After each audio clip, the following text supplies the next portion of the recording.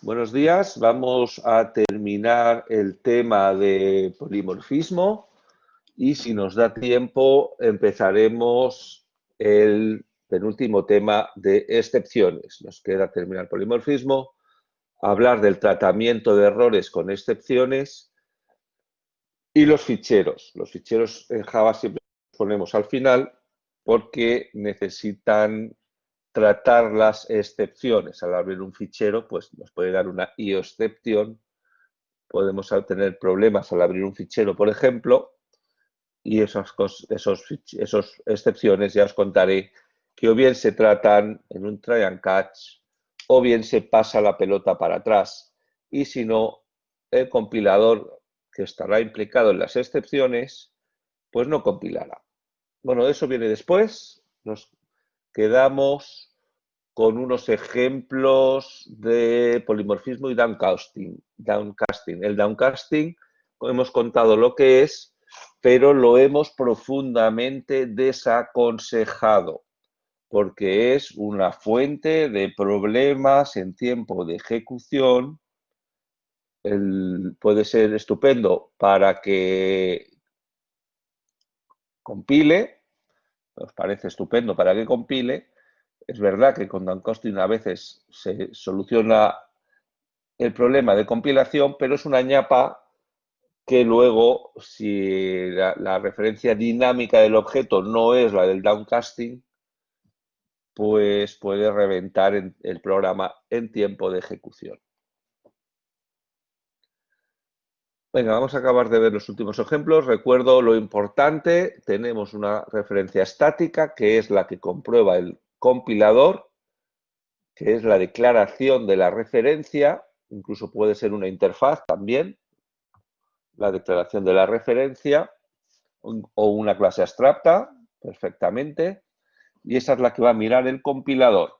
Si el método del objeto se puede llamar, el compilador va a llamar a la referencia estática. Puede ser un método abstracto también, entonces compila, sea cual sea la forma del objeto, sabrá que tiene que tener implementado ese método. Y luego la referencia dinámica, la del new, y llamada al constructor, que es la forma, y según el enlace dinámico se buscará el método de la referencia dinámica. Si no lo tiene el del padre, si no el del abuelo, y de esta manera hasta que encuentre qué método se va a ejecutar. Alguno lo tiene que ejecutar porque si no, no hubiese compilado.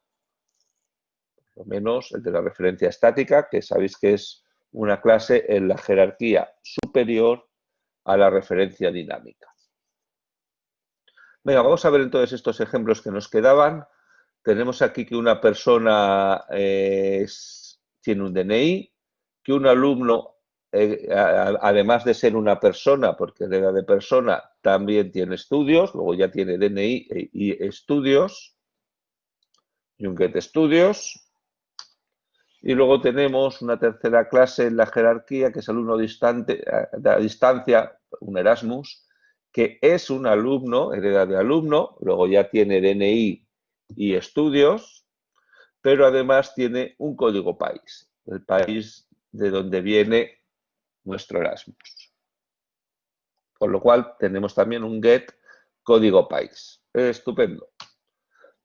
Bien, entonces todo esto ya es facilito, ya está todo explicado, estamos simplemente terminando el tema. Y así repasando estos dos conceptos importantes.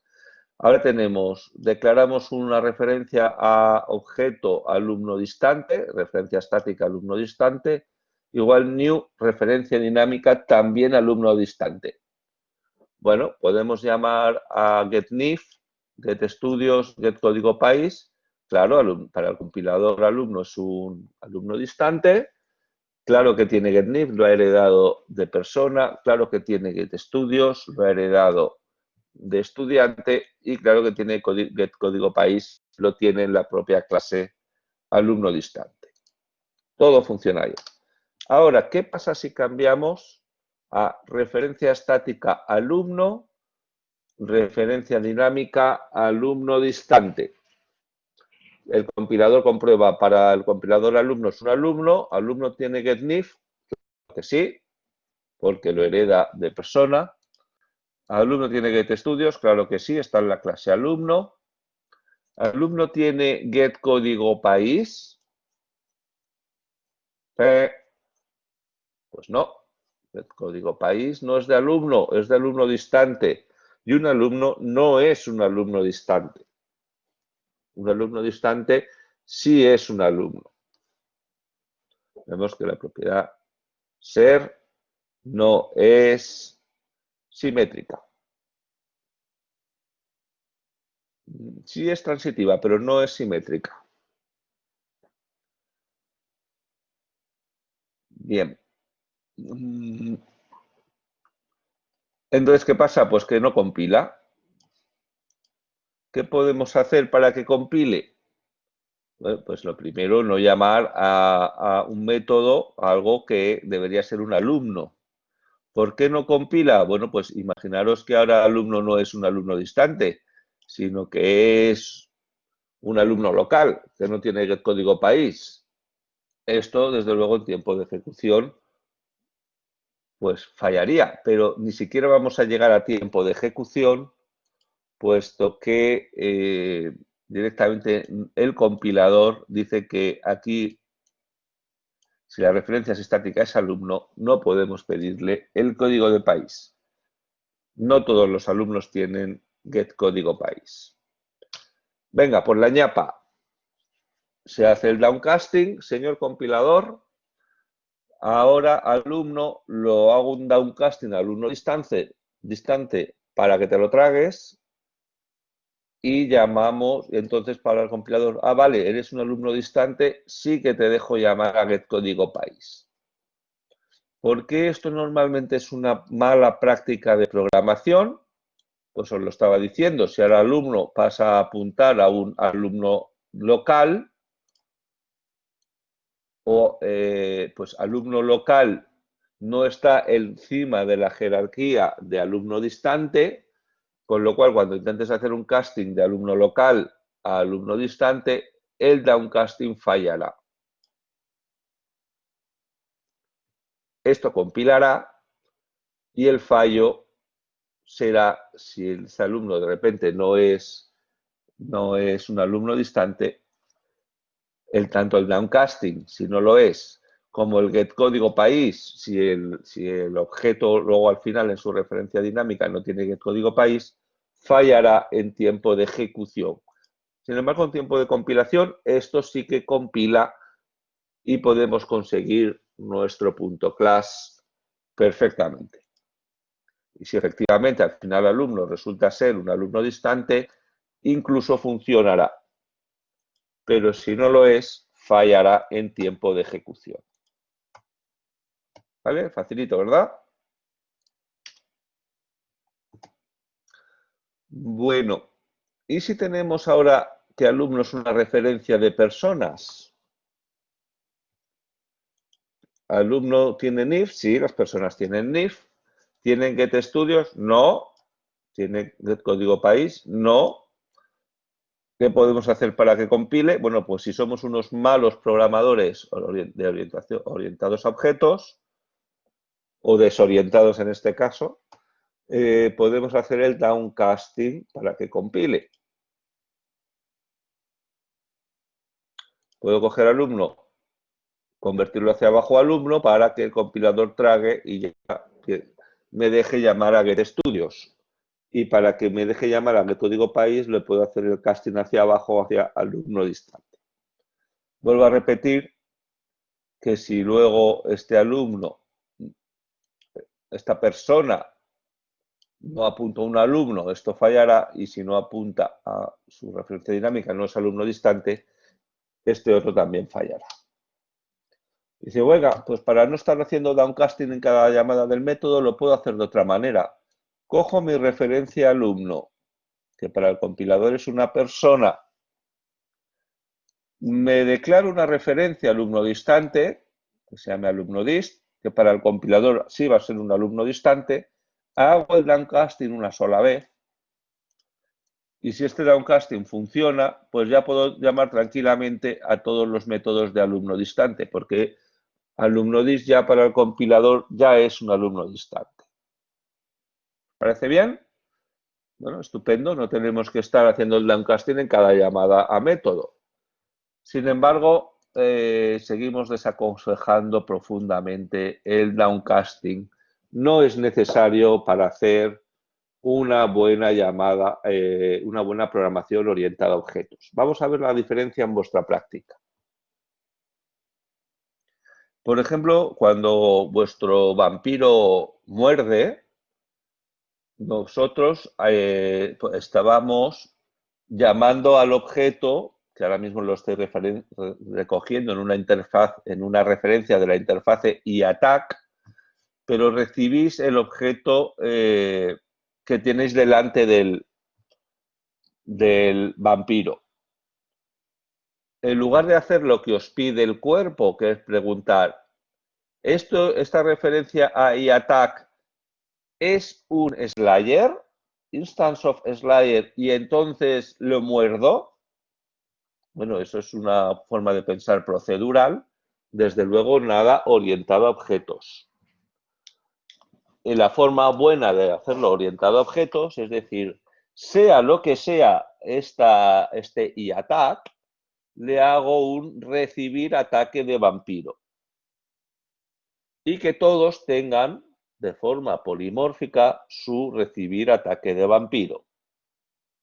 ¿Vale? Si eres un Slayer, sí, se te restará 1 la vida.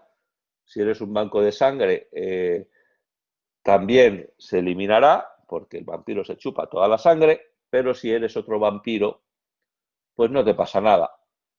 Incluso lo podéis dejar como método por defecto en la interfase IATAC, retorne falso, y solamente sobreescribirlo en los que sí que reciben ataque de vampiro, es decir, en los Slayers y en los bancos de sangre.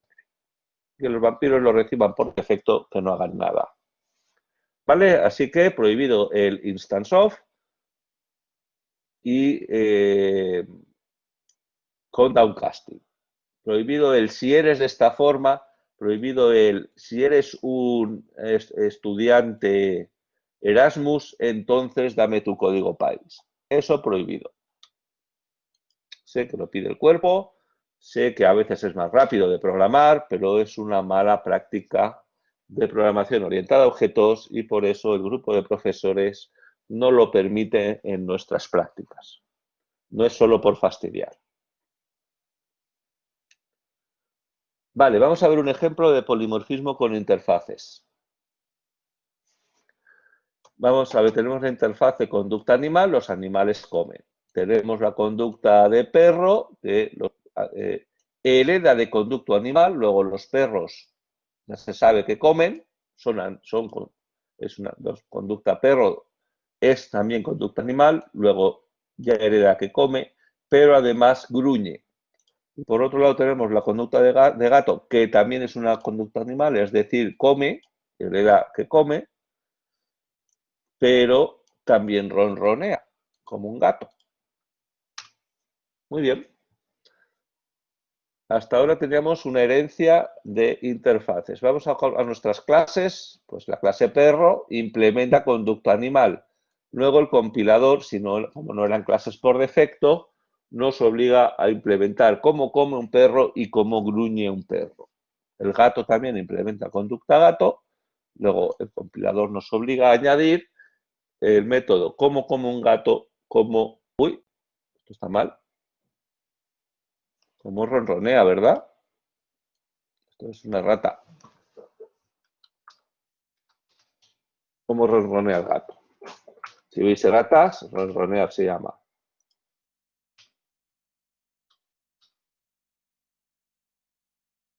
Si veis ratas, me avisáis, porque a veces los profesores son humanos y también se equivocan. Bien. Luego tenemos la clase extraterrestre, que implementa las dos interfaces, luego tiene que poder comer, tiene que poder gruñir y tiene que poder ronronear. Maravilloso. Estos extraterrestres cada vez son más raros. Por último, podemos tener un array polimórfico. Esto es como lo que tenéis en vuestro ATAC, que la referencia estática del array, de la granja de animales y extraterrestres y perros y gatos, lo declaramos con una interfaz. Es decir, el array es de conducta animal. Y lo instanciamos como 4 conductas animales. ¿A alguien le parece algo raro aquí? Pues, oye, conducta animal es una interfaz, sí, ¿y qué? Podemos declarar referencias estáticas usando una interfaz. Evidentemente, no puedo instanciar en este array un conducto animal porque eso es una interfaz, igual que tampoco podría una clase abstracta, pero sí objetos instanciables de clases que implementan esta interfaz o implementan una interfaz que hereda de conducta animal como conducta perro, conducta gato. Con lo cual, en esta array de referencia estática, la interfaz conducta animal, por supuesto, esto es para instanciar el array, tenemos 4 bichos en esta granja, en este array, y en el primero le podemos poner un perro, claro, porque perro hereda de conducta perro, perdona, implementa la clase perro, implementa conducta perro que hereda de conducta animal, luego tiene conducta de animal. También le puedo poner un gato, claro que sí, lo mismo. Le puedo poner un extraterrestre, claro que sí. Implementa las 2 conductas que además las 2 resultan ser conducta animal. Luego todas los extraterrestres tienen que también que poder comer, además de gruñir y ronronear. Venga, entonces, cogemos un for y a nuestro array de referencia estática, la interfaz conducta animal, les decimos todos a comer. Primero compila.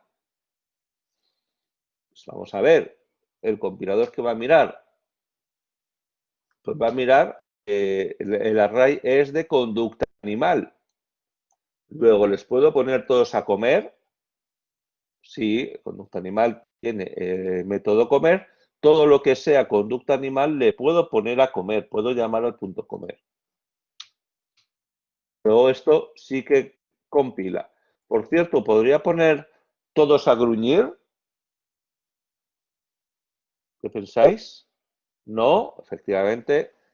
Sé que esto ya lo habéis entendido, pero es tan importante que estoy insistiendo en ello. No, porque para el compilador conducta animal no tiene gruñir, no tiene ronronear. Es más, el gato no sabe gruñir y el perro no sabe ronronear. No lo tiene implementado. Por eso el compilador, para protegerse que haya ese error en tiempo de ejecución, que un perro le pongas a ronronear y no sepa, pues directamente no compilaría, para que eso no pueda pasar. Bueno, y ahora viene la super ñapa que no... Entonces, aquí viene, lo que sí que viene aquí es la vinculación dinámica, tenga la forma que tenga el objeto, va a comer según su manera. El perro comerá como un perro, el gato comerá como un gato y el extraterrestre comerá como hayamos implementado en el comer de su clase, de su referencia dinámica. Bueno, esto ya está hiper explicado. Y si quiero a la granja 2, que resulta ser un extraterrestre, ponerle a gruñir, tendré que, perdón, a la granja 0 es un perro, si quiero poner a gruñir a este primer elemento, le tendría que hacer un downcasting. Ahora, como en el array 0 esto no sea un perro o un extraterrestre que también podría gruñir, pero ¿y si resulta que al final en la posición 0 ponemos un gato? Pues que esto fallará en tiempo de ejecución. Pero ahora, de momento, compila. Mismo con el 1, si lo quiero poner a ronronear, oye, yo sé que es un gato, le hago el downcasting, No hace falta a la clase gato, lo puedo hacer el downcasting también a la interfaz conducta gato.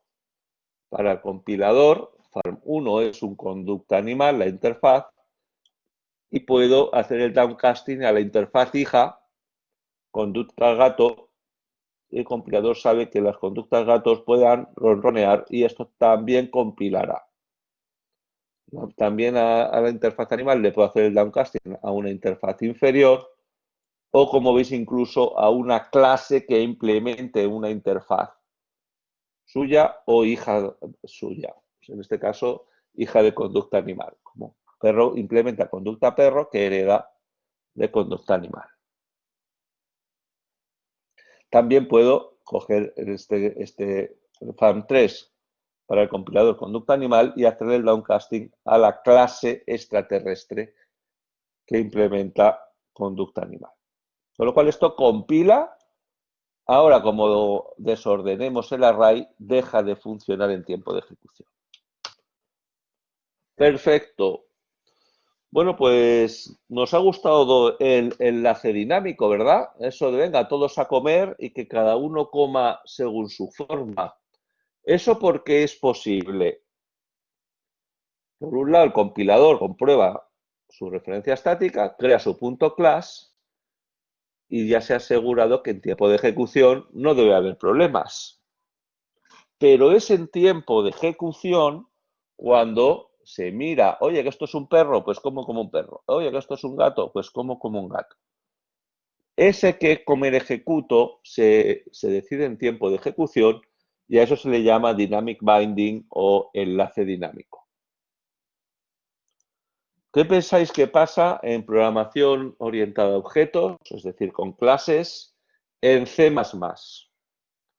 C++ es un lenguaje compilado, mientras que Java es un lenguaje compilado y luego interpretado en una máquina virtual de Java, que es la que en tiempo de ejecución puede preguntar por la forma y entonces decidir el comer de tu forma. Pero C++ no. C++ prácticamente todo se decide en tiempo de compilación, cuando todavía no sabes la forma del animal de la granja. No sabes si es un extraterrestre, un perro o un gato. Pero ya tiene que saber a qué comer va a llamar en C++, a no ser que indiquemos que el método es virtual y entonces posponer esa decisión de qué comer ejecutar a tiempo de ejecución, según lo que haya en el array en tiempo de ejecución. Es decir, luego igual esa granja se mezclan los animales. ¿Cómo podemos posponer esa decisión de cómo come cada uno el tiempo de ejecución, indicando que es un método virtual? Si no se indica nada, se decidirá, aquí es donde se indica. Bueno, algunas diferencias que veis entre C++, el public no se pone en cada dato método, se pone public, todos los datos y métodos públicos. Y vemos que este F se indica que es virtual, que significa quiero decidir qué método F llamo, no en tiempo de compilación, sino en tiempo de ejecución, como hace siempre Java, aunque no le pongamos virtuales. En resumen, en Java todos los métodos son virtuales, pero no lo ponemos, son virtuales. Igual que todos los datos se pasan por valor, tampoco lo ponemos. No ponemos el ampersand, todo va por valor. Incluso las referencias a objetos, no podemos cambiar la referencia al objeto, sí el objeto, pero no la referencia al objeto. Bien, esto ya lo discutimos en su día. Y todos los métodos son virtuales en Java. En C++ no, este G no es virtual. ¿A qué G llamamos? Se decidirá en tiempo de compilación. Este F sí es virtual, pues como Java, F se ejecutará, se decidirá en tiempo de ejecución según la forma. También os tengo que recordar que en C++ tenemos objetos, se han declarado dentro de esta llave, pues duran lo del ámbito de, pues como todas las variables, en su ámbito de declaración hasta que se cierra la llave. Pero luego también tenemos punteros a objetos, si se les pone el asterisco. En Java no ponemos el asterisco, directamente todos son punteros a objetos o tipos básicos. Si son tipos básicos no son punteros. Acordaros que cuando se le asigna un punto a un int a otro int, no se copia la referencia, se copia el contenido. Pero si es declarado con mayúscula, entonces es como si hubiéramos puesto el asterisco. Siempre cuando es un objeto de una clase es un puntero. En C++ no. Entonces en C++, cuando es un puntero, pues o le hacemos new o le dejamos apuntando la dirección de memoria de otro objeto, como pasa con este ampersand. Esto lo trabajasteis el año pasado. El ampersand, ¿os acordáis que os daba la dirección de memoria de la variable, ahora diríamos del objeto? Entonces, si queréis hacer enlace dinámico, pues nada, declaráis el método como virtual. Heredáis y podéis sobreescribir en todos los hijos el tipo. ¿Vale? Entonces, según la forma, y solamente valdrá para los punteros a objetos. Con esos punteros a objetos, bueno, pues solo si, repito, el método es virtual, habrá enlace dinámico. Bueno, no os voy a liar mucho más con el C++. Sí quería comentaros otra cosita más, otra diferencia importante con Java, y es que en C++ tenemos constructores, pues por supuesto que tenemos constructores, muy parecidos a los constructores en Java, pero también tenemos destructores. Oh, toma ya, ¿esto qué es?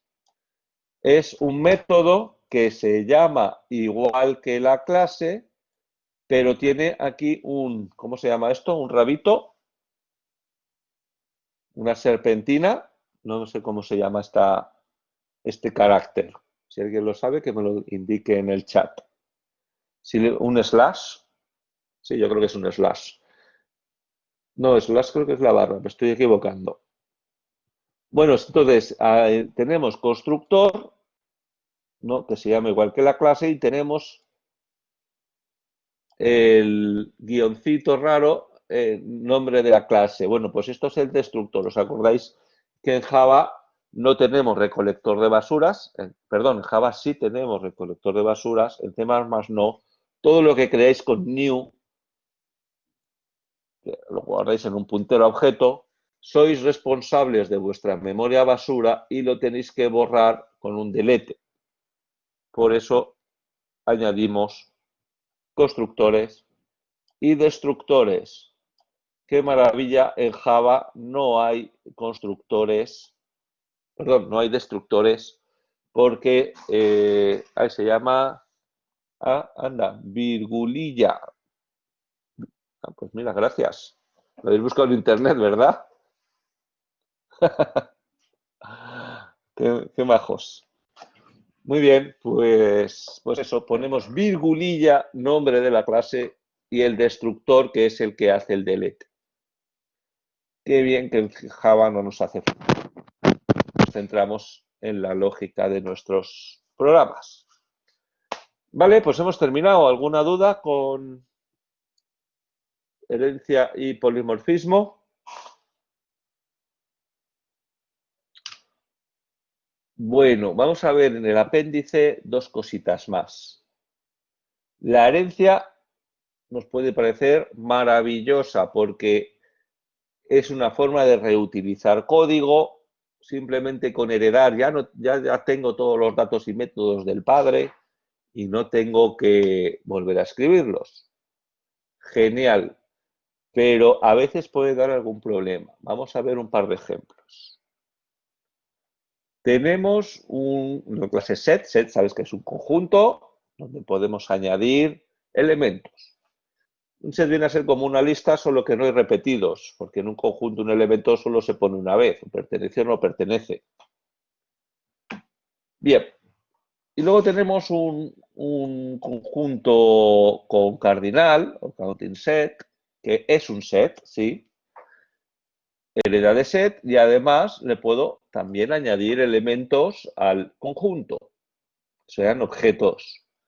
Pero este método, pues, ¿qué hago? Pues le llamo al super.add, es decir, al add del padre de set, le añado el elemento O al conjunto y como además tengo un contador, pues le añado uno a mi cardinal o contador de elementos del conjunto. Muy bien. También tengo otro método donde añado una colección entera de objetos, llamo al superadd para que me los añada, porque el set ya tiene un add, o que le añado una colección, pero además le añado, pues si añado 10 elementos al conjunto, pues le sumo 10 al contador. Todo parece maravilloso, la vida es bella. Además, a un Cantor set le puedo preguntar el cardinal del conjunto con el método size. Muy bien, todo es maravilloso, pero ¿y si el día de mañana cambiamos el at all del padre, este que estamos llamando aquí, para que resulte que utilice C6 llamadas a add? Bueno, pues en la clase set está estupenda. Tengo un método para añadir una colección de elementos, lo implemento de otra manera, llamando a, pues si tengo que añadir una colección de 10, pues llamo 10 veces a add, que es un método que también tiene el padre. ¿Qué problema? Nos parece estupendo, ¿no? Es una manera maravillosa de implementar add all en set. Pero ¿qué pasa con el hijo? ¿Alguien ve que puede pasar algo en el hijo? Sí, lo que pasa en el hijo es que el hijo también tiene un add. Si al final la forma del... Bueno, ¿alguien quiere intentar decir qué es lo que pasa? ¿Qué problema podría llegar a pasar?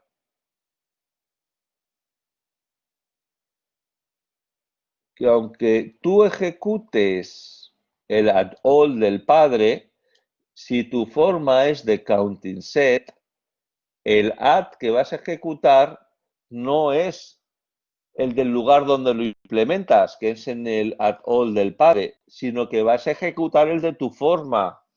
De eso se trata el enlace dinámico.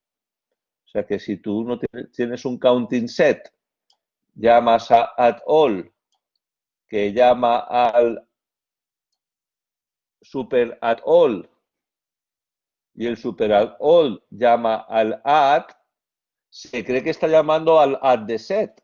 Pero si tu forma es de counting set, llamas al add de tu forma. Es decir, estás llamando a este add de aquí.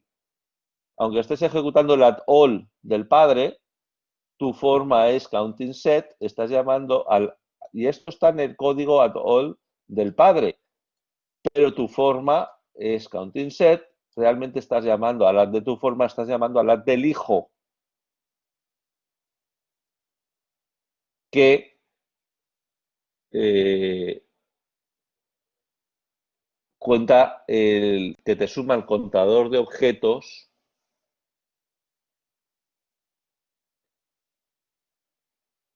¿Vale? ¿Está claro lo que pasa? Con lo cual, vuelvo a repetirlo, llamamos al OD de la clase padre. Sí que funciona, pero a ver quién me cuenta lo que pasaría al añadir una colección de 10 elementos. Llamo ¿qué pasaría? A ver si lo hemos entendido. Compilaría, pero ¿qué pasa al añadir 10 elementos? ¿Cuánto Muy bien, Ángel. El count se cuenta doble. Ángel se ha llevado un positivo. Moral. ¿Por qué se cuenta positivo? O sea, ¿por qué se cuenta el doble? Pues porque, por un lado, aquí le voy a sumar 10. Por otro lado, estoy llamando 10, llamo al super add all, que llama 10 veces a add, pero no 10 veces al add del padre, sino 2 veces al add del hijo, si es que tiene forma de counting set, que a su vez también le suma 1 al contador. Con lo cual, lo hemos contado 2 veces. 10 veces aquí hemos sumado 10 y luego encima le volvemos a sumar aquí otros 10. Pues la hemos liado parda. Todo sin haber tocado counting set, simplemente modificando la implementación del padre. Simplemente porque el padre ha decidido reimplementar el atol usando add, que resulta que está sobrescrito en el hijo, y si eres un hijo ejecutarás el de tu forma. El del padre no sabe ni que va a tener hijos de momento, cuando cambia esto. Pero entonces, esto es un ejemplo de que la herencia es maravillosa, pero quizás en algunos casos deberíamos no poder sobreescribir, por ejemplo, el add, para que, por ejemplo, no pasen este tipo de cosas. ¿Cómo podríamos evitar sobreescribir el add?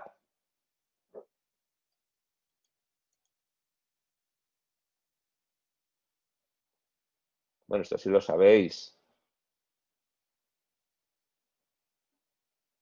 Usando otro nombre, pero entonces no sería sobreescritura, sería reescritura. Y no, el enlace dinámico es siempre con sobreescritura, si no, no es enlace dinámico, si no es otro método. Efectivamente, Ignacio se lleva otro positivo moral, pues haciéndolo final, así ya no se puede sobreescribir, y el add es el del padre y no el de tu forma, que además encima le suma uno al contador. Perfectamente. Bueno, eso sería una de las maneras, ¿no? El no poder sobreescribirlo. Bueno, de momento hemos entendido el problema, la herencia está muy bien, pero puede dar algunos problemas. Vamos a ver otro ejemplo. Creo que hoy no me va a dar tiempo a empezar excepciones, no pasa nada. Con esto terminaremos el tema de herencia y polimorfismo. Tenemos una clase super, que tiene un contador y 2 métodos que le suman 1 al contador. Chupao. Una clase sub, que es un super. Override es sobreescritura. Sobreescribe, ahí puede haber, es donde puede haber polimorfismo, repito, en la sobreescritura. En la reescritura, si es otro método distinto, no hay enlace dinámico, no hay confesión ninguna, es otro método. En cuanto cambiamos de nombre o número de argumentos o tipo, ojo, tipo, quiero recordar esto de la covariante, que no lo voy a volver a contar más. Si esto fuese una clase y aquí pongo un subtipo de la clase, también es reescritura. ¿Vale? Si yo aquí pongo animal, perdón, aquí no, en el argumento, si incremento 2 recibe un animal y aquí incremento 2 recibe un perro, es decir, algo que es un animal, también es sobreescritura. Si no, si los métodos son distintos, sin relación de herencia, o diferente número, o por supuesto diferente nombre, no es reescritura, es sobreescritura, es otro método, y si es otro método, no es enlace dinámico, es otro método. Según lo que le pongas ahí, cuando lo llamas, pues el compilador ya resuelve que estás llamando a otro método. Venga, pero estamos ahora con este ejemplo. Si estamos sobreescribiendo, sí, se llama igual, mismos argumentos que son 0, en 2, tenemos sobreescritura en incremento 2 y por lo tanto enlace dinámico. A ver qué dice Fernando. Si el padre tiene un método add final, el hijo puede también un método llamado add. Estás hablando del ejemplo anterior, ¿verdad? A ver. El padre tiene un método add. Claro, no. Si el padre tiene un método add, un padre, si tiene un método add que sea final, no puedes tener un método add con el mismo nombre, mismos argumentos en el hijo, porque final significa que no te deja sobreescribirlo, no compilaría. No, no te deja.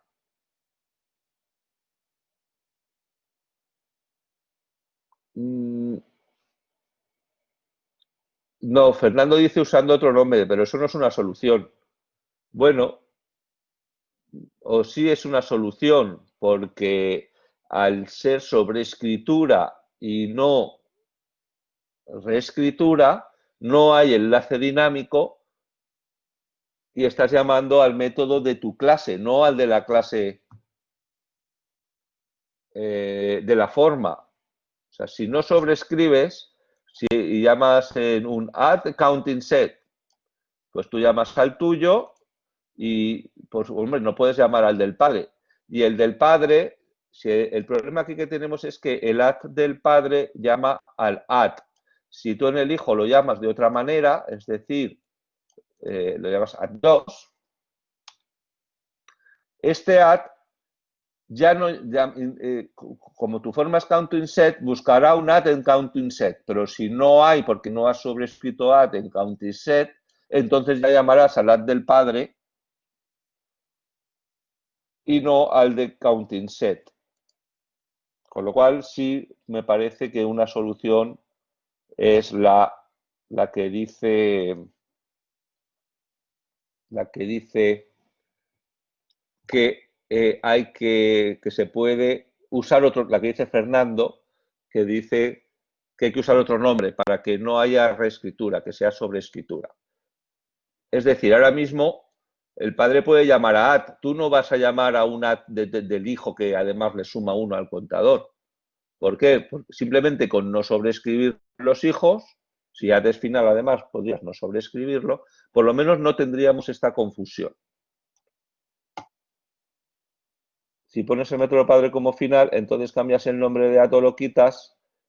Claro, si es final en el padre y le pongo add, esto no compila, porque si es final, no puedes sobreescribir en los hijos este método. Pero sí puedes añadir otro método que se llame distinto.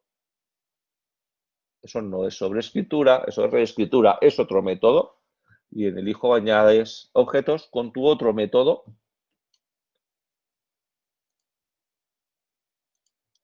Es decir, a veces hay que heredar mucho, pero no demasiado. Miraros, por ejemplo, la clase string como todos final, bueno, directamente es que no puedes heredar, no quieres heredar y que te cambien el comportamiento de los métodos. Venga, está acabando este último ejemplo. int2 sobrescribe el int2 de super. Me parece estupendo, pero ¿qué pasa si el método int1 de la clase super int1 empieza a llamar a int2? Voy a ponerlo aquí. ¿Qué pasaría? Es decir, en lugar de decir, venga, oye, aquí lo que hago es counter más, esto ya lo tengo escrito en int2, pues llamo a int2 directamente. ¿Qué pasaría? A ver quién me lo dice. Y con esto terminamos. Toma ya, Kai. Kai se lleva positivo moral. Tenemos un bucle infinito. ¿Qué ha pasado aquí? Bueno, pues vamos a ver. Somos un sub y llamamos a int2. Int2 llama a inc1. Como en super no tengo inc1, pues estaría llamando al del padre. Pero el del padre llama a int2. Este señor, con toda su buena voluntad, pensaba que iba a llamar al int2 de su clase. Pero si el objeto tiene forma de sub, ¿a qué int2 estaré llamando? al de tu forma, sub, o al de la referencia estática supe. Estará llamando siempre al de su forma, eso es el enlace dinámico. Con lo cual, int2 llama a estamos hablando de un objeto con referencia dinámica sub. Es decir, el objeto que llama int2 es un new sub. Es decir, ejecuta este, que llama este y que llama int2. ¿A qué int2 va a llamar? Tú te crees que al de tu clase. Esto además suele caer en la parte teórica de los exámenes, así que mucho cuidadito con entenderlo bien. ¿A qué int2 va a llamar? Al de la forma. Es decir, si yo soy un sub, volveré a llamar a este, que vuelve a llamar a int1, que vuelve a llamar a int2. ¿Cuál? El de la forma, si soy un sub a este. Es decir, así hasta el infinito, que ahí se lleva el positivo final, tendríamos un bucle infinito. Todo porque este señor de arriba se ha creído que hacer counter más es lo mismo que llamar a int2, siempre que no sobrescriba int2. ¿Vale?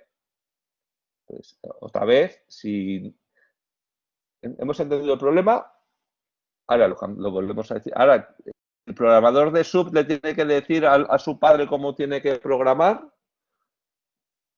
Pues bueno, en resumen, la herencia es maravillosa, pero puede llegar a dar problemas, o se diseña bien y sobre todo se documenta bien, o como dice nuestro autor Joshua Box, entonces, si no, mejor prohibirla.